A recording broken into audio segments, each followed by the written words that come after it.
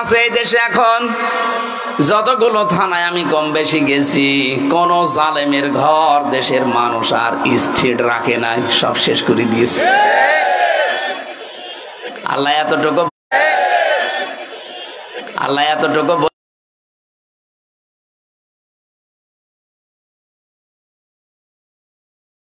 বসবে, এরাও যদি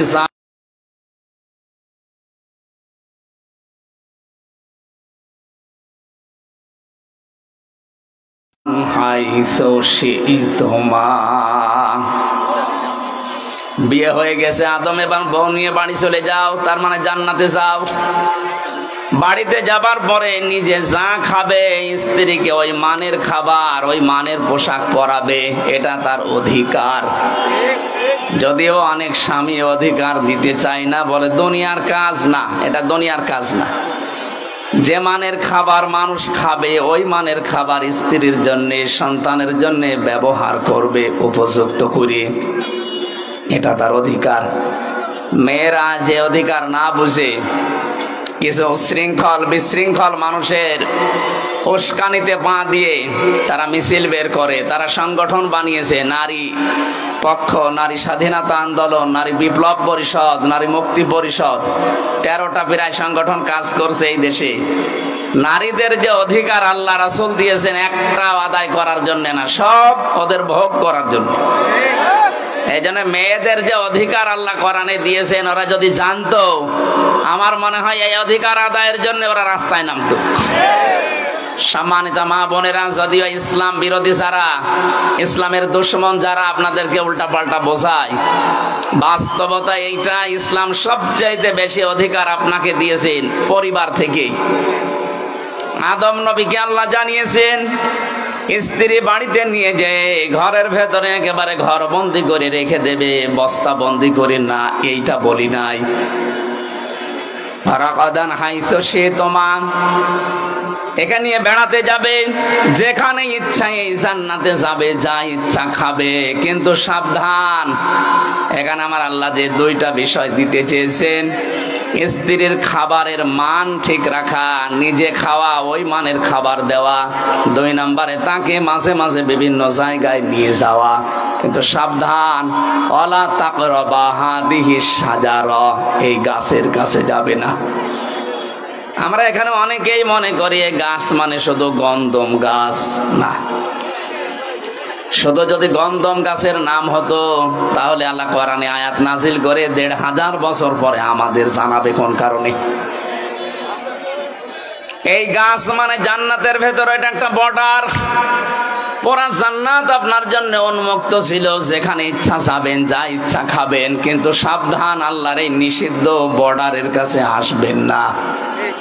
আল্লাহ এটা বোঝাতে চেয়েছেন, আল্লাহর বর্ডার যদি কেউ ক্রস করে, সে আর সাধারণ থাকে না, সে জালেম হয়ে যায়।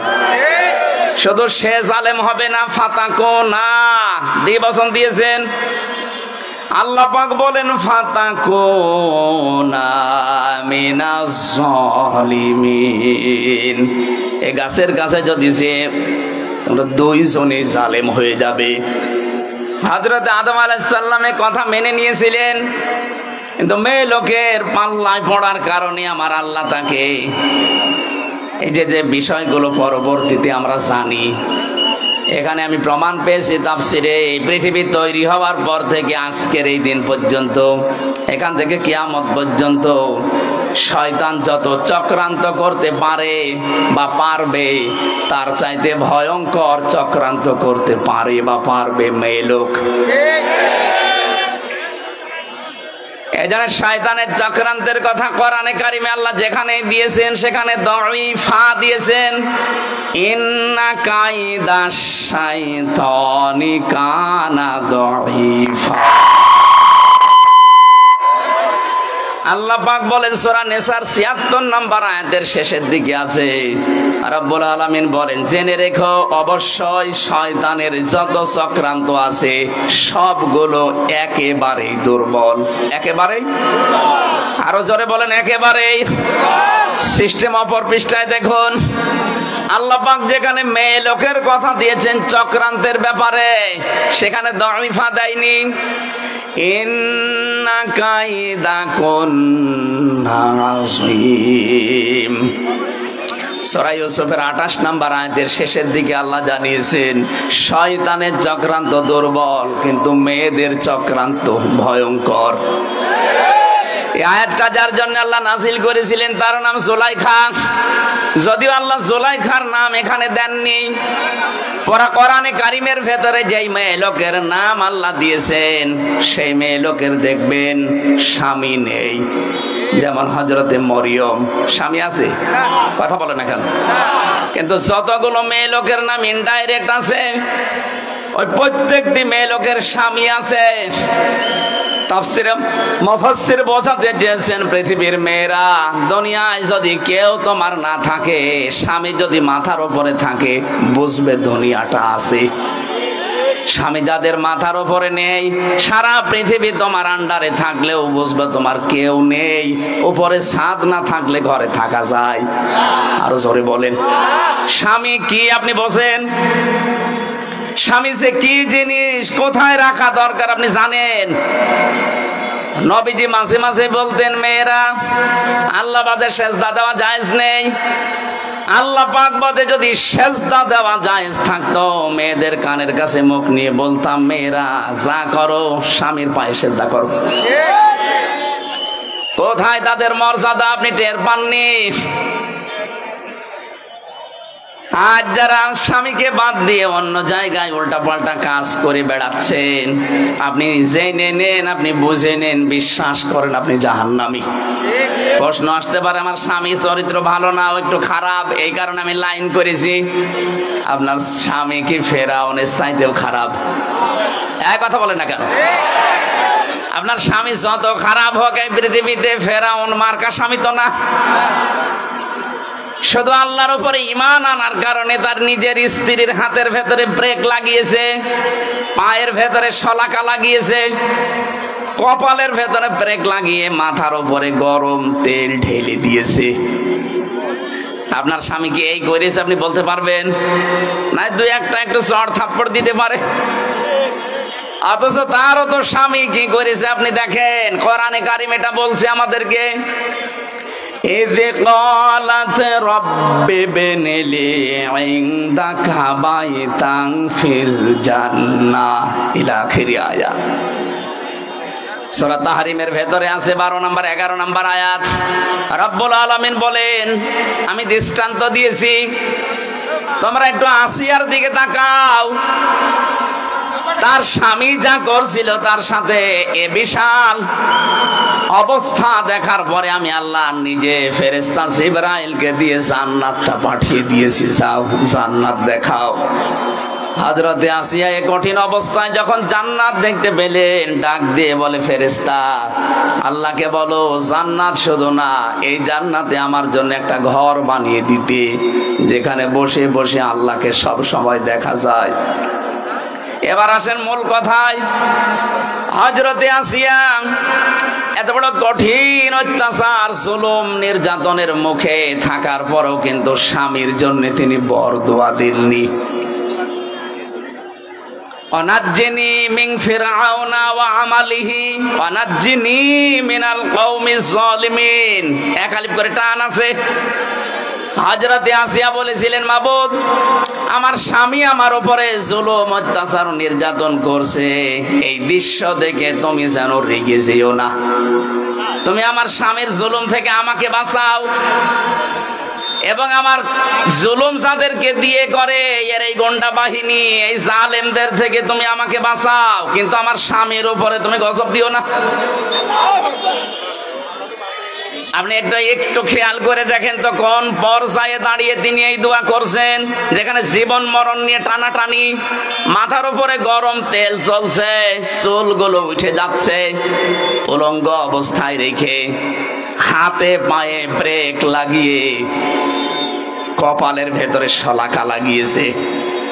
এ কঠিন মুহূর্তেও তিনি জুলুম একেবারে শেষ পর্যায়ে জর্জরিত, তারপরও স্বামীর জন্য তিনি বরদোয়া দেননি।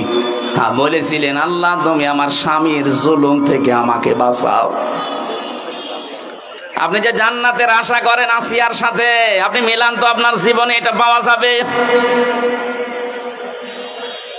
বলেন যে হ্যাঁ ওর চরিত্র আসলে ভালো না, অন্যদিকে লাইন আছে। ফেরাউনের কি লাইন ছিল না?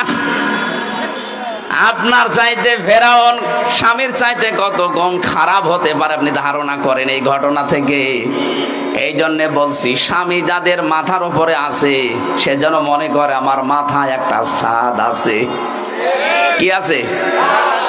আল্লাহ রাব্বুল আলামিন এখানে আসিয়ার নামটা দেননি কারণ তার স্বামী ছিল, এখানে জুলাইখার নামটা সরাসরি দেননি কারণ তার স্বামী ছিল। স্বামী থাকা মানে দুনিয়া থাকা, স্বামী নেই আপনি অসহায় হয়ে পড়বেন। কত রকমের উলট পালট কথা, টিটকারি মস্কারি ফাউল কথা শোনা লাগবে সমাজে, আপনি টেরও পাচ্ছেন না। এজন্য স্বামী বাদ দিয়ে যারা একা একা চলতে চান, বাবার বাড়িতে গিয়ে মন মতো চলবেন বলে আশা করে আছেন, আপনি ধ্বংস হয়ে গেছেন। হযরতে আসিয়া এবং জুলাইখার নাম কেন বললাম? তাদের নাম আল্লাহ কোরআনে দেয়নি কারণ তাদের স্বামী ছিল। কি ছিল? বলেন বলেন।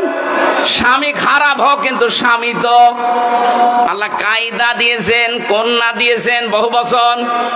কেন আল্লাহ তার নামটা দিয়ে দিলে তো হয়েছে তো কি?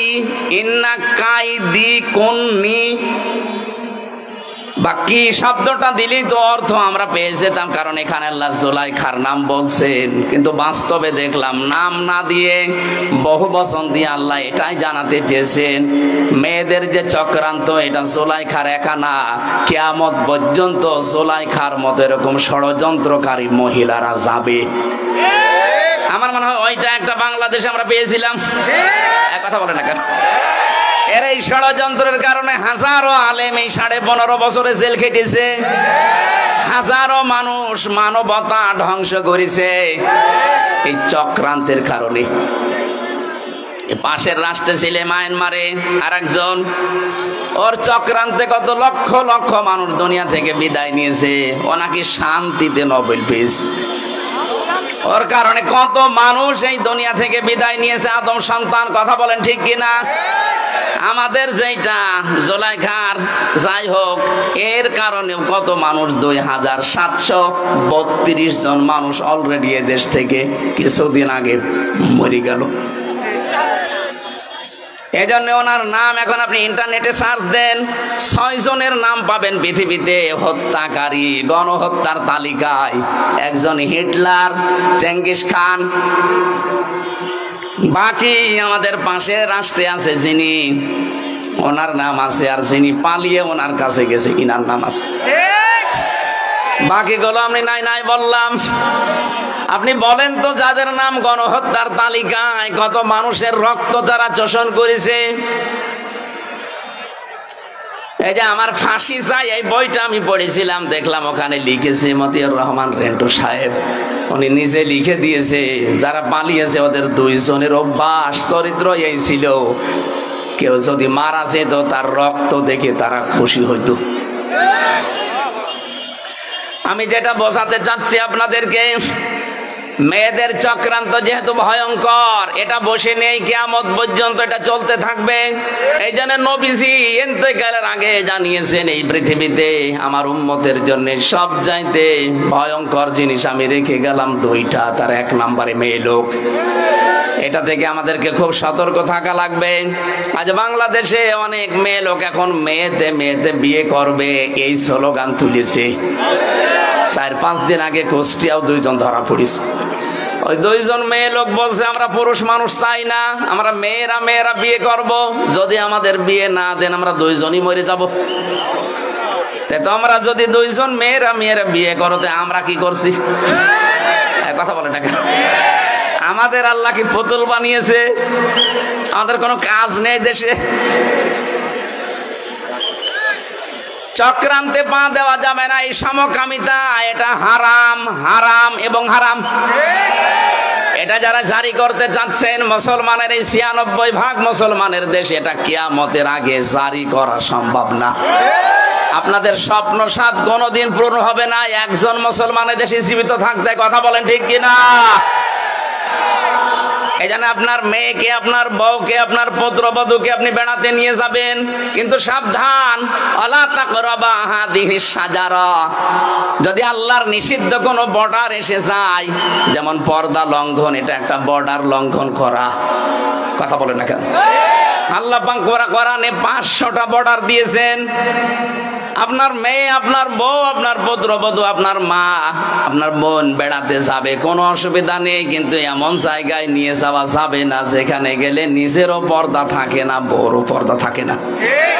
এরকম অনুষ্ঠান দেশে নেই? বলেন। এই যে বরযাত্রী যারা বউ মেয়ে ছেলে নিয়ে যায়, পর্দা থাকে? বলেন। 14 জন পুরুষ ছাড়া অন্য কারো সাথে আপনি দেখা করতে পারবেন না। আপনি একজন মহিলা, কয়জন? 14 জন পুরুষ বাদ দিয়ে কারো সাথে দেখা করলে আপনার চোখ নিম্নগামী হবে, লজ্জার স্থান পবিত্র রাখা লাগবে। আমার মনে হয় বিবাহে বরযাত্রী যারা যায়, ওদের আর কিছু না হোক, চোখের জেনা হতেই আছে।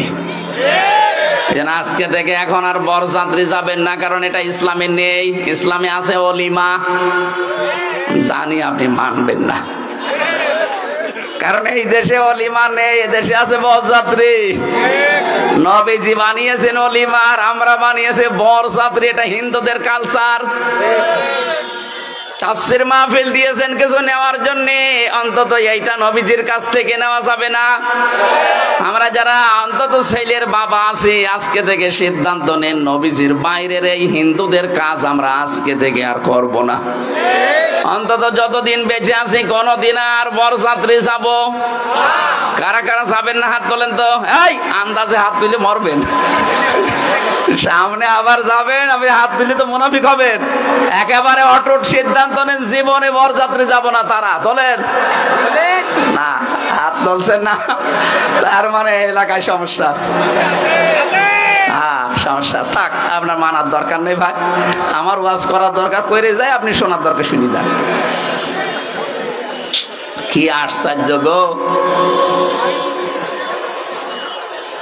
অলিমা করবেন কারা কারা? অলিমায় যাবেন হাত তোলেন তো। বোঝা গেছে, খাওয়া যেখানে আমরা সেখানে। ইসলাম এই দেশে আমরা এমন ভাবে মানছি যে ইসলামে খাওয়া আছে সেখানে আমরা আছি, খাওয়া নেই সে যত বড় ইসলাম হোক ওখানে আমরা নেই। কথা বলে না কেন? আপনি ইসলামের নিয়ম নীতি গুলো দেখেন, এদেশে যা পালন হয়, মানুষ মরে গেলে খাওয়া, মানুষ জন্ম নিলেও মুসলমানি দেয়, এরপরে খাওয়া, জন্মের দিনও খাওয়া, সবে বরাতে খাওয়া, সবে মেরাজে খাওয়া, সবে কদরে খাওয়া, দই রোজা, দই ঈদে খাওয়া, কেউ দাওয়াত দিলে সে যে অনুষ্ঠানেই হোক শুধু খাওয়া। বলেন, খাওয়া ছাড়া ইবাদত এদেশে কি আছে? যেটা ইবাদত সেটা কিন্তু নেই। কি সেটা কি? আমরা আজকের আয়াত দিয়ে প্রমাণ করব ইনশাআল্লাহ। তাহলে আদম আলাইহিস সালামকে আল্লাহ বর্ডার দিয়েছিলেন, বর্ডার পার হলে আপনি জালেম হয়ে যাবেন। আমাদের সামনে সে বর্ডার আছে না বর্ডার উঠে গেছে? আরো জোরে বলেন। এজন্য আমরা এই 500 বর্ডার দুনিয়ায় দেওয়া আছে, বর্ডারের কাছে পর্যন্ত যেতে পারেন, বর্ডার যেন পার না হয়, ক্রস না হয়। বর্ডার ক্রস হলে আপনি জালেম হয়ে উঠবেন, যেহেতু আল্লাহর কাছে সবচাইতে ঘৃণিত জালেম কারা? আরো জোরে বলেন। এজন্য আগামীতে যারাই আসবেন, এই লামে তাকিদ দিয়ে আমি এইটাই বোঝাতে চাচ্ছিলাম এতক্ষণ, আমি যাই করি অন্তত যেন জালেম হয়ে না যায়।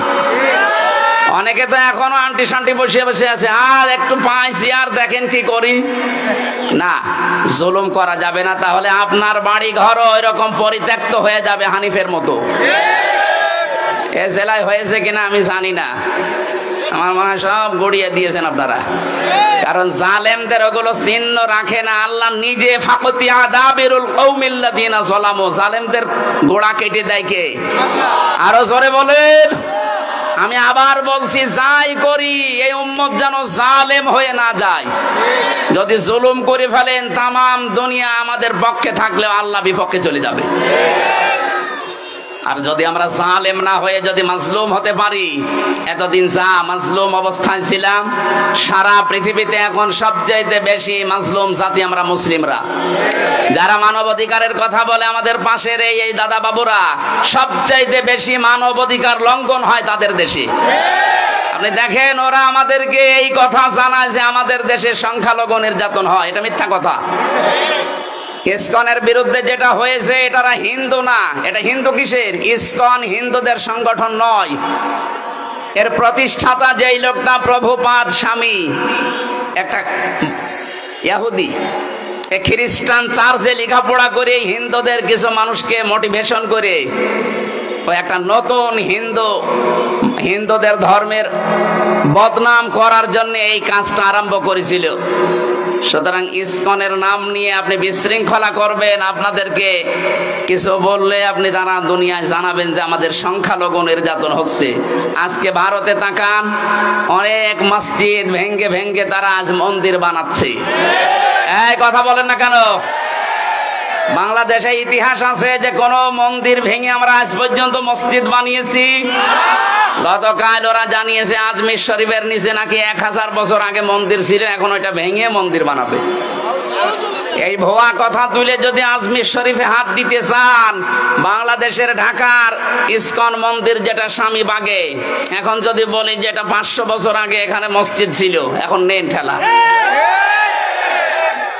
আর জালেমরা যখন কারাগারে যায়, জালেমরা যখন আদালতে ওঠে, তখন আমার মাঝে মাঝে মনে হয় দেখ কেমন লাগে। আমাদের যখন নিয়ে যেত আদালতে মাজায় দড়ি দিয়ে, ওরা ফিসাফিসি করতো, এর কাছে ও বলতো দেখ কেমন লাগে। এখন আপনাদের এই দৃশ্য দেখে তো আমার মনে হচ্ছে দেখ কেমন লাগে। আজমির শরীফে হার দেবেন দেন, আল্লাহর ঘর মসজিদ গুলো ভাঙছেন ভাঙেন, 2-3 বছর পরে দেখবেন সারা পৃথিবীর যেখানে হিন্দু আছে, তখন বলা হবে যে এখানে 1000 বছর আগে আমাদের মসজিদ ছিল। কি করবেন তখন? আপনারা সংখ্যায় তো বেশি না, তামাম দুনিয়ায় সবচাইতে বেশি খ্রিস্টান ধর্মের মানুষ, এরপরে আমরা। এই কথা বলে না কেন? খ্রিস্টান 250 কোটি আর আমরা 200 কোটি, হিন্দু আছে 130 কোটি। এক একজন যদি এক একজনকে আপনি ভাগ করে দেন, তাও তো পারবেন না। সুতরাং যে ষড়যন্ত্র আরম্ভ করেছেন, এটা থামান। ইউনূস সাহেবের এক কথায় আপনার সব উল্টাপাল্টা হয়ে গেছে, তাও তো কিছু করে নাই। ইউনূস সাহেব যদি যা বলেছিল ওইটা করতো, এতক্ষণ পর্যন্ত ভারত এই 7 সিস্টার সব ভেঙ্গে গুড়িয়ে যেত। ওনাকে দুর্বল মনে করবেন না, ওনার পেছনে যা আছে আপনি টের পাচ্ছেন না। আজকে সকালবেলা আমি 45 মিনিট দেখেছিলাম আমাদের টকশো গুলো, পাগল হয়ে গেছে। এই জন্য যেটা রেকর্ড হচ্ছে সারা দুনিয়ায় যাবে। এটা শুধু এখানে সীমাবদ্ধ নেই। এই জন্য কথাগুলো বললাম, যারা এই ষড়যন্ত্রে মেতে আছেন, কিছু দালাল মিডিয়া সহ, আপনারা থামবেন। এই হাওয়া দিয়ে উস্কানি দিয়ে মানুষদেরকে বিপদে ফেলে দিয়েন না। হাজারো মানুষ কিন্তু জীবন হারাবে এই উস্কানিতে পা দিলে। আমরা এরকম কোন উস্কানিতে, ফেসবুকের কোন উস্কানিতে পা দেব না ইনশাআল্লাহ। আমরা যেন জালেম না হই, মাজলুম থাকি। আল্লাহ আমাদেরকে মাজলুম বানান, জালেম না বানান। বলেন আমিন। দরুদ আর সালাম পাঠ করার মাধ্যমে আমরা আরম্ভ করছি। সূরা নাহাল 112 নম্বর আয়াতটা পড়েছি। বাংলাদেশের সাথে আয়াতটা মিলিয়ে আমি একেবারে খাপের খাপ এই জায়গায় মিলাবো, তারপরে যাব। আল্লাহ পাক বলেন, দরাবাল্লাহু মাসালান ক্বরিয়াতান কানাত আমিনাতাম মুতমাইন্না। আমি একটা গ্রামের উদাহরণ দিচ্ছি তোমাদের সামনে। কে বলছেন? আল্লাহ বলেন একটা গ্রামের উদাহরণ তোমাদের সামনে দিলাম। কি ছিল সেই গ্রামে? 2টা কথা আয়াতে আল্লাহ দিলেন। কানাত আমিনাতাম মুতমাইন্না। 1 নম্বরে সেই গ্রাম ছিল নিরাপদ, 2 নম্বরে ছিল নিশ্চিন্ত। এমন একটা গ্রামের কথা আল্লাহ কোরআনে কারিমে আয়াতে আমাদেরকে শোনাচ্ছেন যে গ্রামের বৈশিষ্ট্য পেলাম কয়টা? আরো জোরে। 1 নম্বরে গ্রামটা নিরাপদ ছিল, 2 নম্বরে গ্রামটা ছিল নিশ্চিন্ত। 1947 আগে আমার মনে হয় বাংলাদেশ এরকম একটা বিষয় পার করেছে। কথা বোঝেন? এই দেশটাও ঠিক নিরাপদ এবং নিশ্চিন্তে আমরা বাস করতাম। হঠাৎ করে এই দাদাদের ষড়যন্ত্র মতো দুই পাকিস্তানকে ওরা আলাদা করে দিল, নিজেরা আলাদা হয়ে আমরা দুইটাকে এক করে আমাদের আলাদা করে দিল। এরপরে তো আমাদের নিরাপদ এবং নিশ্চিন্ত জীবন উঠে গেছে, সব চাইতে বেশি উঠে গেছে। এর পরের শব্দে দেখেন, ইয়াতিহা রিজকুহা রাগাদাম মিন কুল্লি মাকান। 1947-এর আগ পর্যন্ত, যদিও এটা বাংলাদেশ সম্পর্কে না, এটা কাবা শরীফ নিয়ে আল্লাহ জানিয়েছেন মক্কা। তাফসিরে ইবনে কাসিরের ভেতরে মক্কা এই শব্দটা দেওয়া আছে।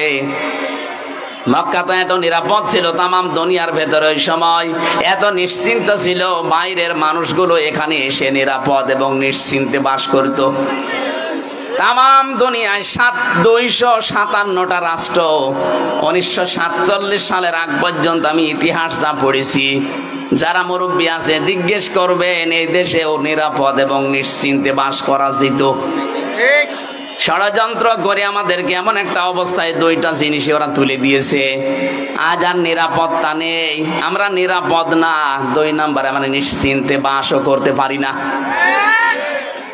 আমাদের কাছে রিজিক, উপকরণ, জীবন উপকরণ যেগুলো আল্লাহ বিভিন্ন জায়গা থেকে পাঠাতেন, বিশ্বের বিভিন্ন জায়গা থেকে আমাদের রিজিকের ব্যবস্থা হতো। কারণ ওই সময়ের মানুষের ঈমান আর 2024 সালের ঈমান এক না।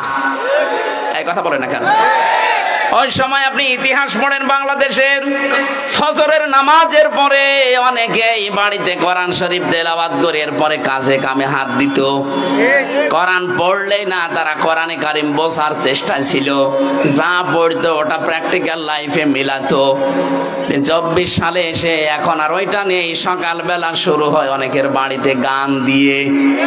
কথা বলেন না কেন? আমরা আবার ওই পুরনো ঐতিহ্যে ফিরে যেতে চাই। ফজরের নামাজ অন্তত জামাতে পড়ার পরে নারী পুরুষ বাড়িতে হোক যেখানে হোক আল্লাহর কোরআন দিয়ে দিন শুরু হবে। কারা কারা এটা মেনে নিতে পারেন দেখি তো? লিল্লাহে তাকবীর। এই হাত তোলেনি কে দেখেন তো? আলহামদুলিল্লাহ। থাক, এই মাহফিল সাকসেস হবে যদি সকাল থেকে আমল শুরু হয়। আর এটা করার জন্য আপনারা এই মাদ্রাসার প্রতিষ্ঠা, এখানে কোরআন শেখানো হয় না। সুতরাং আমি আশা করব ছেলেদেরকে মেয়েদেরকে অভ্যাস গড়ে তুলতে হলে এরকম জায়গায় দেবেন। এখান থেকে আল্লাহর কোরআন জানবে, বুঝবে, পড়বে, সকালবেলা থেকেও আমল শুরু করবে। তাহলে আপনার পরিবারে, সমাজে, রাষ্ট্রে একটা নিরাপদ এবং নিশ্চিন্তে বসবাসের গ্যারান্টি আমার আল্লাহ আপনাকে দিয়ে দেবেন। কারণ নিরাপত্তা এবং নিশ্চিন্ত শহর বানাতে পারেন কে? কোরআনে কারিমে আল্লাহ জানিয়েছেন, ওয়ামান দাখালাহু কানা আমিনা। এই ভালো করে খেয়াল করেন, ওয়ামান দাখালাহু কানা আমিনা। আল্লাহ পাক বলেন, এই যে কাবা শরীফ যেটা, এখানে আসলেই সে নিরাপদ। এখানে আসলে কি কেন? কারণ এই জায়গাটা কন্ট্রোল করছে আল্লাহ ফেরেশতাদেরকে দিয়ে।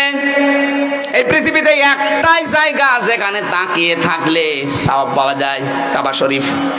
যতক্ষণ তাকিয়ে থাকবেন সগীরা গুনাহগুলো আল্লাহ সরিয়ে দেবে, আর একটা একটা করে নেকি লিখতে থাকবে।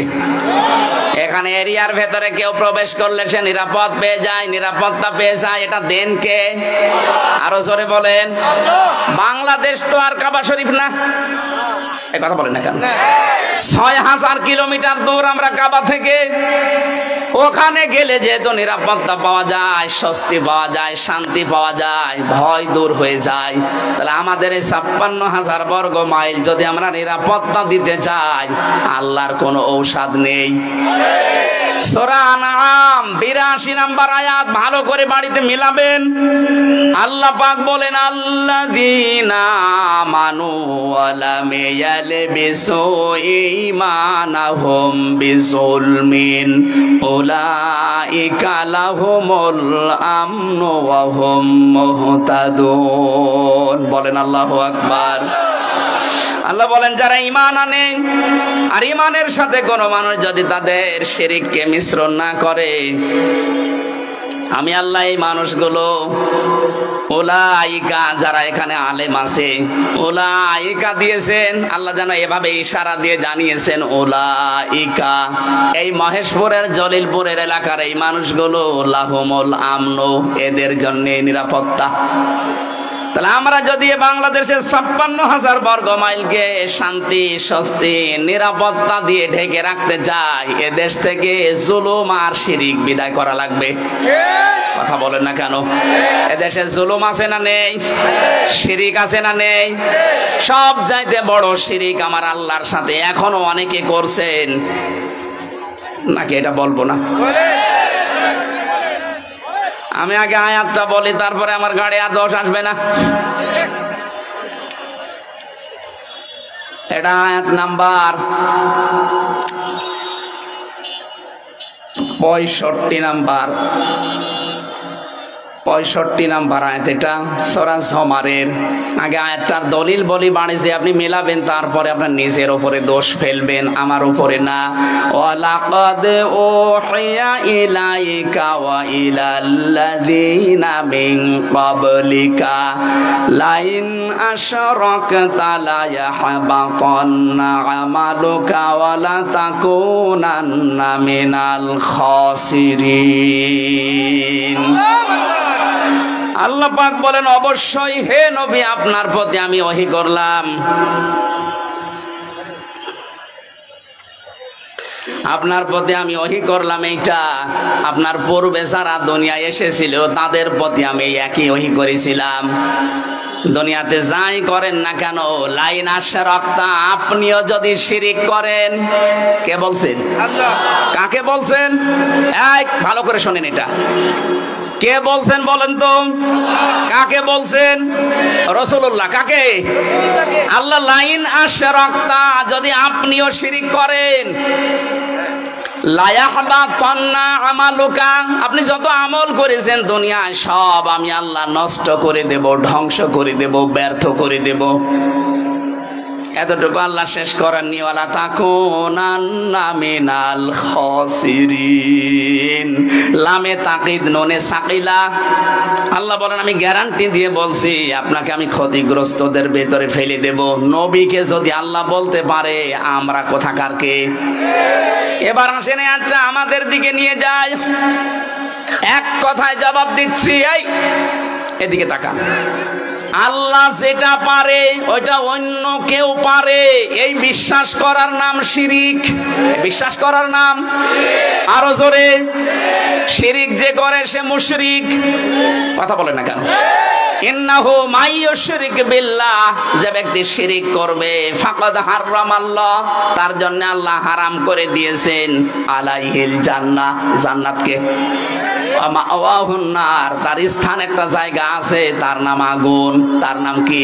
আগুন। ওমালিজ জালিমিনা মিন আনসার, আল্লাহ বলেন জালেমদেরকে কেউ সাহায্য করছে না, করবে না। বলেন নাউজুবিল্লাহ।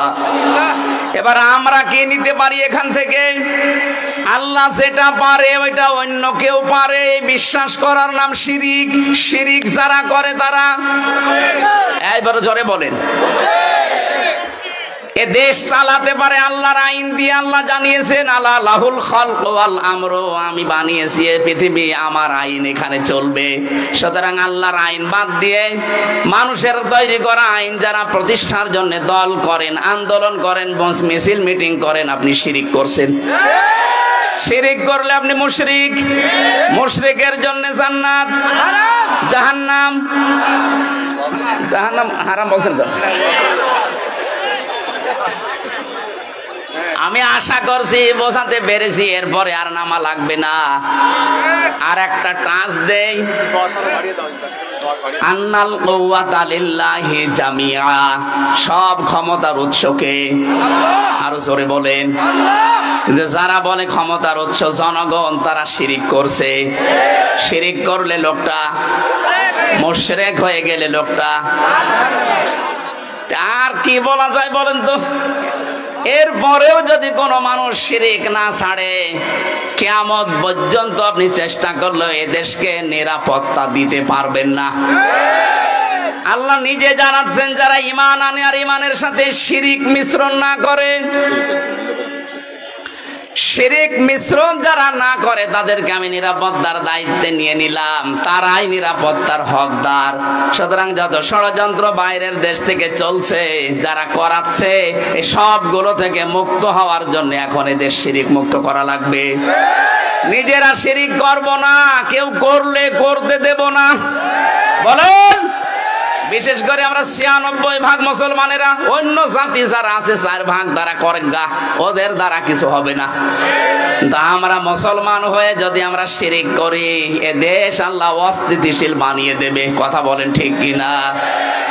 আল্লাহ পাক বলেন আমি রিজিক পাঠাতাম বিভিন্ন জায়গা থেকে তাদের কাছে, কিন্তু তারা সব চাইতে বড় নাফরমানি করেছিল। ফাকাফারাতে বিআনউমিল্লাহ,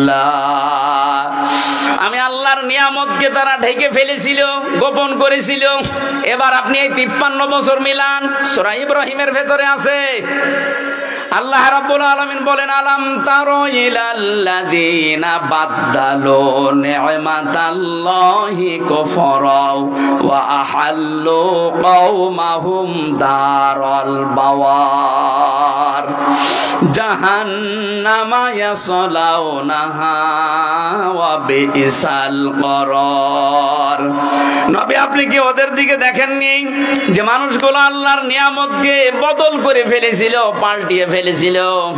এদেশে আল্লাহর নিয়ামত এই আমি একটা একটা করে প্রায় 500টা বলতে পারবো। এখন একটা বলছি, পর্দায় থাকা মেয়েদের জন্য এটা নিয়ামত কিনা বলেন তো? বলেন বলেন।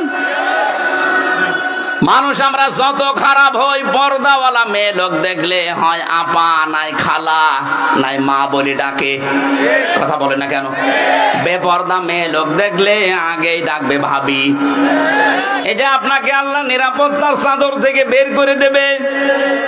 আল্লাহর এই নিয়ামত কাজ পাল্টাতে অনেকে পর্দার বিরুদ্ধে পর্যন্ত ফতোয়া দেয়, নিজে তো পর্দা করেই না, আরো পর্দা যেন না থাকে সেই ব্যবস্থা করার চেষ্টা চলছিল। আল্লাহ আমাদের হাতে ধরে বাঁচিয়েছেন। কথা বলেন ঠিক কিনা? আল্লাহর যত নিয়ামত, তার ভেতরে 2 নম্বরের নিয়ামতের নাম রাসূলুল্লাহ। সূরা আলে ইমরানের 164 নম্বর আয়াতে দলিলটা আছে, লাকাদ মান্নাল্লাহু আলাল মুমিনিন। আল্লাহ পাক বলেন অবশ্যই মুমিনদের উপরে আমার যত দয়া, বদন, অনুগ্রহ, তার 1 নম্বরে আমি একজন রাসূল পাঠিয়েছি। ওই জামানায় তারা আল্লাহর নিয়ামতকে ঢেকে ফেলেছিল, রাসূলুল্লাহকে পর্যন্ত দেশ থেকে তাড়িয়ে দিয়েছিল। কথা বলেন ঠিক কিনা? এখন প্রশ্ন আসতে পারে সে 1500 বছর আগের কথা, এখন রাসূলুল্লাহকে তাড়িয়ে দেয়? তাড়িয়ে দেয় না মানে রাসূলুল্লাহ এখন নেই, কিন্তু তার আদর্শ আছে না নেই? এই কথা বলেন না কেন? আদর্শগুলো যারা আজ বিদায় করে দিতে চায়, এ দরবেশ রাসূলুল্লাহর আদর্শকে বিদায় করতে গিয়ে নিজে দাড়ি কেটে নম হয়েছিল। ওরে জিজ্ঞাসা করছে আপনি দাড়ি কেটে ফেললেন, আপনি একটা নাফরমান, গালি দিবা না? দাড়ি কাট রাখা সুন্নত, আর জান বাঁচানো। আমি সুন্নত ফেলে দিয়েছি জান বাঁচানোর জন্য, কিন্তু বাঁচতে পারলাম না, নৌকা আমারে ধরিয়ে দিয়েছে। এরা আল্লাহর নিয়ামতকে উলট পালট করে ফেলেছে। ওয়া হাল্লু কওমাহুম দারাল বাওয়ার, ওরা জাহান্নামের দিকে জাতিকে পরিচালিত করেছে মূর্তি পূজার মাধ্যমে, বাবা পূজার মাধ্যমে। আপনি দেখেন না কেন 15.5 বছরে মিলে যাচ্ছে না? ওয়া হাল্লু কওমাহুম দারাল বাওয়ার, তারা কওমকে, জাতিকে জাহান্নামের দিকে পরিচালিত করছিল। ইয়াসলাউনাহা, সেখানে তারা থাকবে চিরকাল।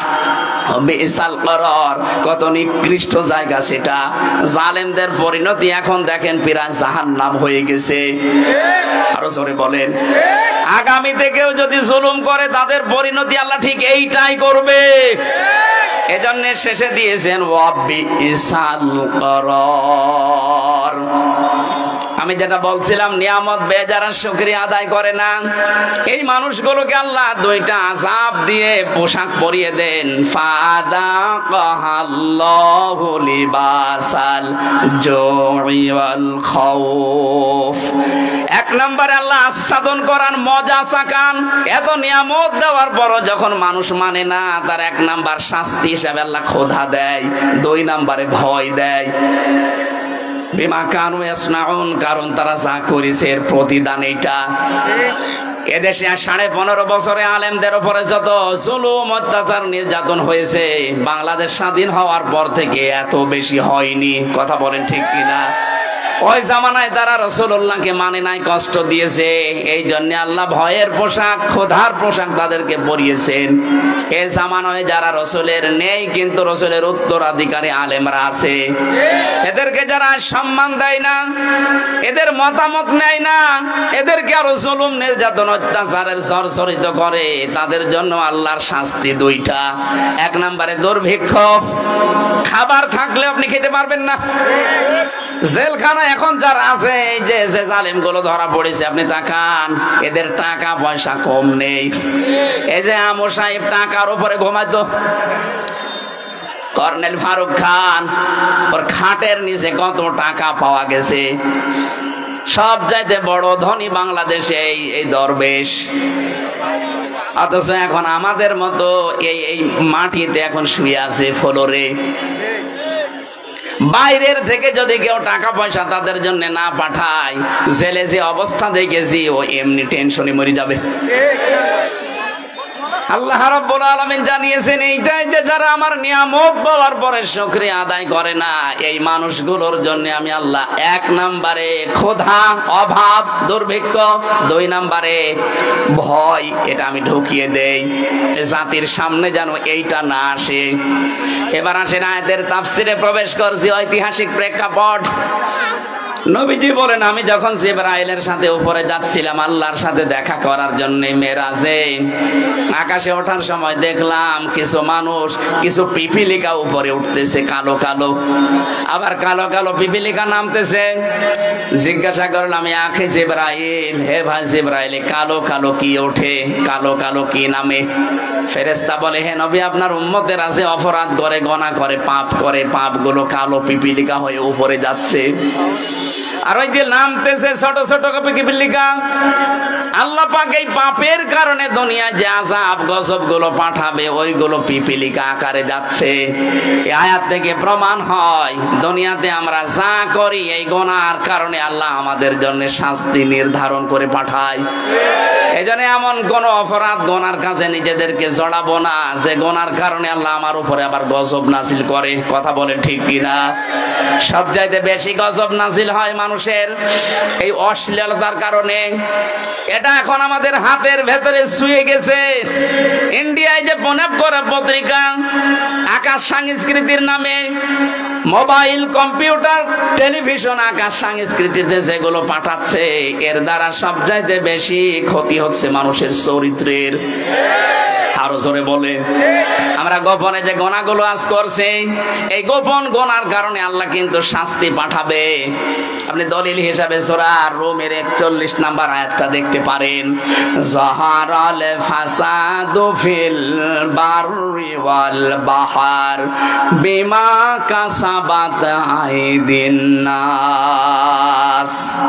আল্লাহ বলেন, জলে স্থলে যে বিপদ আপদ গুলো দেখতে পাও, বিশৃঙ্খলা, একটাও আমি পাঠাই না, এগুলো সব তোমাদের হাতের কামাই করা ফসল। সুতরাং আমরা গুনাহ করলে আমাদের কপাল নষ্ট হবে। কথা বলেন ঠিক কিনা? গুনার কারণে মানুষের ভাগ্য নষ্ট হয়, সে গোপনে বলেন আর প্রকাশ্যে বলেন। এই 15.5 বছরে তো প্রকাশ্যে জুলুম চলেছে, এখনো পর্যন্ত অনেকের জুলুম থেমে নেই, গোপনে চালাচ্ছে। এই কথা বলে না কেন? কত মানুষ এখনো পর্যন্ত বাজার ঘাট, এমনকি বিভিন্ন জিনিস দখল করার মাধ্যমে মানুষের উপরে জুলুম চলছে। এটা বন্ধ করা দরকার, কারণ এই জুলুমের কারণে যে গজব আসবে, আপনি একা মরবেন না, আমারে নিয়ে মারবেন। 2 তলা নৌকা চলছিল, উপর তলায় আমরা মনে করেন 50 জন আছি, নিচ তলায় আছে 50 জন। পানি নেওয়ার জন্য সবসময় উপরে আসা লাগে। আমরা উপরে যারা আছি যদি বলি বেন ডিস্টার্ব করেন কেন, নিচে তো পানি আছে, একটা তক্তা খুলে নিলেই তো হয়। ওরা বলছে ঠিক আছে আর আসবো না। নিচে যে রাগ করে একটা তক্তা খুলতেছে, ওপরে আমরা যারা আল্লাহর ওলি মার্কা মানুষ বসে আছি, যদি বলি যে যা করছে করুক গা, লা ইলাহা ইল্লাল্লাহ, বাঁচতে পারবেন? বলেন বলেন। আপনাকে বাধা দেওয়া লাগবে। নিচে যে তক্তা খুলতেছে যদি বাধা না মানে মারা লাগবে, না মায়ে যদি না মেরে ফেলা লাগবে, কারণ আমাকে বাঁচা লাগবে। কথা বলেন ঠিক কিনা? ও যদি জোর করে তক্তা খোলে নিচে ডুববে না, আমারে নিয়ে ডুবাবে। এখানে যদি কাবা শরীফের ইমামও থাকে সেও ডুববে। এই জন্য আমরা চাই, জুলুমের কারণে দেশটা গোল্লায় গেছে, আবার যদি কেউ জুলুম করার চেষ্টা করেন গজব তো আসবে। ওই যে পিপিলিকা হয়ে নামতেছে, এই গজব আসলে শুধু আপনি একা ধ্বংস হবেন না, আমাদেরকেও নিয়ে মারবেন। এই জন্য আমাদের বাঁচার তাকিদে হলেও আমাদেরকে বাধা দেওয়া লাগছে। জুলুম করব না, জুলুম করতে দেব না। কথা বলেন ঠিক কিনা? যেখানে যেখানে জুলুম হয়েছে সবগুলো বন্ধ করার দায়িত্ব এদেশের মুসলমানদের এখন। আর সেই সময় কিন্তু এখন আসতেছে, কোন জালেম যেন চেয়ারে বসতে না পারে, জালেমরা যেন ফিরে না আসে। যে জালেমরা পালিয়েছে এখনো পালাবে, ওদের তালিকা করে করে মোড়ে মোড়ে টাঙিয়ে দেবেন। যাদের কারণে আলেমরা এদেশে কথা বলতে পারে নাই, এ মাইক কেড়ে নিয়েছে। কয় আপনি কোথায়? আজকে আসেন, মাইক দিয়ে দিলাম, নেন আসেন, মাইক নেন তো দেখি কেমন সাহস আপনার, আজকে আসেন। কুষ্টিয়াতে যাদের কারণে আমি কোরআনের কথা বলতে পারতাম না, মাঝে মাঝে বলি কই আসেন, কেউ আসে না, সব পালিয়েছে। এখানে যারা ঢুকতে দেয়নি, এই মহেশপুরে আসার কথা ছিল, আল্লাহর ওলি আসতে দেয়নি। কোথায় আপনি? আসেন, আওয়াজ আপনার বাড়িতে যাচ্ছে আমি জানি, আসেন। আজকে মাইক কেড়ে নেন, মাইক আমি আজকে দিয়ে দিলাম, নেন। মহেশপুরবাসী, মূল কথা এইটা, আমরা যে যে ধরনের অপরাধ করব, এই অপরাধের কারণে কিন্তু এই পৃথিবীতে আযাব আর গজব নাজিল হবে। এই জন্য আমরা নিজেদেরকে সংযত থামাবো। কথা বলেন ঠিক কিনা? যদি না থামাতে পারেন, আয়াতের পরবর্তী যে শব্দগুলো এবার আল্লাহ বলছেন, নাকি শেষ করে দেব? থাকবেন কারা কারা শেষ পর্যন্ত? দেখি হাত তোলেন তো, এই হাত তোলেন, দেখেন তো হাত তোলেনি কে, দেখেন তো। ওই যে একটা লোক হাত তোলেনি, তোলেন, তুলে রাখেন, হাত তুলে রাখেন। হোসাইন কই? এবার এই মাদ্রাসার মাহফিল, একটা খরচ আছে এদের, এই খরচের জন্য এনাদের যারা যাচ্ছে হাত তুলে রেখেছেন, হাত পকেটে দিয়ে টাকাগুলো দিয়ে যাবেন। আমি তো কালেকশন বুঝি না, জানিও না, তারপরও যতটুকু বললাম নিজের দায়িত্বে। মাদ্রাসা যেহেতু সরকার তো টাকা দিচ্ছে না এখানে, মাদ্রাসার সরকার তো টাকা দিচ্ছে না এখানে, মাদ্রাসার মাহফিল একটা 3 পিসের দাম হলো থাকতে হবে। জানেন আপনারা, কেউ লিখে দিতে পারেন যে আমি 5000 টাকা, 2000 টাকা, 1000 টাকা এখানে দিয়ে দেবো, ব্যাগের ভিতরে দেন। আর যদি মঞ্চে লিখে দিতে পারেন, যদি আপনারা মনে করেন ধান দেব, 1 মণ ধান, 2 মণ ধান, ভুট্টা দেব, যা পারেন আপনারা লিখে দিয়ে যেতে পারেন। এখানে সবাই আপনারা ওঠাউঠি করেন না, কালেকশনটা শেষ হোক, আলোচনা শুরু করবে ইনশাল্লাহ। সম্মানিত মা বোনেরা, যে যেখানে আছেন, ছাদে আছেন, যে যেখানে আছেন, আপনারা কালেকশন করেন। সম্মানিত মায়ের, আপনারা ব্যাগ নিয়ে কালেকশন করেন। এই আপনারা উঠাউঠি করছেন কেন? মাহফিল কিন্তু শেষ হয় নাই, বসেন, আপনারা বসেন আর ব্যাগ নিয়ে কালেকশন করে মাদ্রাসার ছাত্র স্বেচ্ছাসেবক ভাই যে রাস্তায় যারা আছেন তারা সেখানে যান। রাস্তায় যেসব ভাইরা দাঁড়িয়ে আছেন সেখানে তো আপনারা ব্যাগ নিয়ে যান। পিছনে অনেক হাজার হাজার ভাইরা দাঁড়িয়ে আছেন। আপনারা মা বাবার জন্য 10টা টাকা হলেও থাকতে হবে। এই মাদ্রাসা আজকের মাহফিল আমার আপনার জন্য নাজাতের জারিয়া হতে পারে। বাবার জন্য, মায়ের জন্য, আত্মীয় স্বজনের, দাদা দাদি, দাদা নানার জন্য। আর মঞ্চে যদি টাকা দিতে পারেন যেখানে দেন। হুজুর হুজুর কথা তো বলবে, হুজুর তো বলছেই, তাফসীর শুরু করছে, ভিতরে ঢুকবে ইনশাল্লাহ। আপনারা কেউ উঠবেন না, মঞ্চে টাকা দিলে দিতে পারেন। এই ডান পাশে যারা ব্যাগ নিয়ে গেছেন, ডান পাশে ব্যাগ নিয়ে আপনারা কালেকশন করে দেন। ব্যাগ নিয়ে যারা গেছে সম্মানিত ভাইয়েরা, আপনারা ওঠাউঠি করছেন, আপনারা আসলে মাহফিলের সৌন্দর্য নষ্ট করে দিলেন। 5টা মিনিট সময় দিলেন না, 5টা মিনিট। সম্মানিত ভাইয়েরা, আপনারা দ্রুত কালেকশন করেন। মাহফিলের আপনারা যে সমস্ত মাহফিলের বসে আছেন ওখানে ব্যাগ নিয়ে যান, মাদ্রাসার ছাত্রীরা নিয়ে যান ব্যাগ। মাদ্রাসার একটি উক্ত মসজিদ দরকার, নামাজের জায়গা দরকার, এবং মাদ্রাসার কিছু কাজও বাকি আছে। আর এই মাহফিলে তো আপনারা জানেন অনেক খরচ। এই জন্য আপনাদের কাছে মুফতি আমির হামদার সাহেব একটু বড় আশা করে বললো, উনি তো কালেকশন করে না, তারপরও আপনাদের সামনে বলছে। কিন্তু আপনারা দেখ, মাদ্রাসার একটি উক্ত মসজিদ দরকার, নামাজের জায়গা দরকার, এবং মাদ্রাসার কিছু কাজও বাকি আছে। আর এই মাহফিলে তো আপনারা জানেন অনেক খরচ। এই জন্য আপনাদের কাছে মুফতি আমির হামদার সাহেব একটু বড় আশা করে বললো, উনি তো কালেকশন করে না, তারপরও আপনাদের সামনে বলছে। কিন্তু আপনারা দেখ, মাদ্রাসার একটি উক্ত মসজিদ দরকার, নামাজের জায়গা দরকার, এবং মাদ্রাসার কিছু কাজও বাকি আছে। আর এই মাহফিলে তো আপনারা জানেন অনেক খরচ। এই জন্য আপনাদের কাছে মুফতি আমির হামদার সাহেব একটু বড় আশা করে বললো, উনি তো কালেকশন করে না, তারপরও আপনাদের সামনে বলছে। কিন্তু আপনারা